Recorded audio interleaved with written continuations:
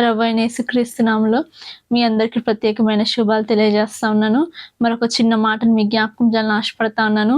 యెషయా గ్రంథము 54వ అధ్యాయము 17వ వచనము. నీకు విరోధముగా రూపింపబడిన ఏ ఆయుధము వర్ధిల్లదు. అయితే మన దేవుడు మనతో మాట్లాడుతూ ఉన్నాడు. ఈరోజు నీ జీవితంలో మరి ఎందరో మనుషులు, మరి ఎందరో శత్రువులు మరి నీకు విరోధంగా ఎన్నో ఆయుధాలని మరి వారు రూపిస్తూ ఉన్నారేమో, మరి నీ నాశనం కొరకు మరి వాళ్ళు ఎంతగానో ప్రయత్నిస్తూ ఉన్నారేమో. నీకు ఒక శుభవార్త ఏంటంటే, నీకు విరోధంగా రూపొందబడిన ఏ ఆయుధము కూడా అది నీ పట్ల వర్ధిల్లదు.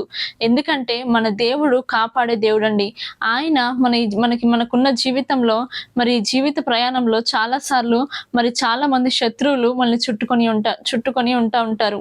మరి అది కొన్నిసార్లు మన స్వయంకృత అపరాధాన్ని బట్టి అయ్యుండొచ్చు, లేకపోతే ఇంకొన్నిసార్లు మన తప్పు లేకుండానే కొందరు మన ద్వేషిస్తూ ఉంటారు. ఈ రోజు మరి ఏ పరిస్థితిలో మీరు ఉన్నప్పటికీ కానీ, ఏ శత్రువు మరి మీ విరోధంగా ఎన్ని ఆయుధాలు రూపించాలని ఆలోచిస్తున్నప్పటికీ కానీ, మనము గనక ఈ దేవుని కాపుదలలో ఉన్నట్లయితే మన జీవితంలో ఏ శత్రువు ఆయుధము కూడా వర్ధిల్లదండి. మరి ఏ ఆయుధాన్ని కూడా మన జీవితం మీద ఆయన పని చేయనీయడు. కానీ ఒక చిన్న మాటను మనం జ్ఞాపకం చేసుకోవాలి. అదేంటంటే, చాలా సార్లు మరి ఈ లోకంలో మనం ఏం ఆశిస్తామంటే, మనకు విరుద్ధంగా రూపింపబడిన ఆయుధాలు మన పట్ల వర్ధిల్లొద్దని మనం ఆశపడతా ఉంటాము. కానీ అనేక సార్లు మన జీవితంలో దేవునికి విరుద్ధమైనవి మన జీవితంలో ఉంటాయి. ఒకవేళ ఈరోజు మీ జీవితంలో దేవునికి విరుద్ధమైన కార్యాలు చేస్తూ, దేవుణ్ణి బాధ పెడుతూ, లేకపోతే మీ మాటల్ని బట్టో, మీ చూపుల్ని బట్టో, లేకపోతే మీ కార్యాలని బట్టో మరి దేవునికి విరుద్ధమైన కార్యాలు చేస్తూ మరి ఈ వాగ్దానాన్ని గనక మీరు చెప్తే ఎటువంటి ప్రయోజనం ఉండదు. ఈరోజు మనము దేవునికి అనుకూలంగా నడుచుకోవాలి.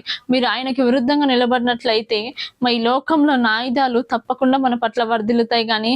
కానీ మనం ఎప్పుడైతే దేవుని దృష్టిలో మరి విధేయులుగా మరి ఆయనకి విరుద్ధమైనది ఏది మన జీవితంలో పెట్టుకోవద్దండి. మరి విరుద్ధమైనది ఏంటండి అని మీరు అనుకుంటా ఉండొచ్చు.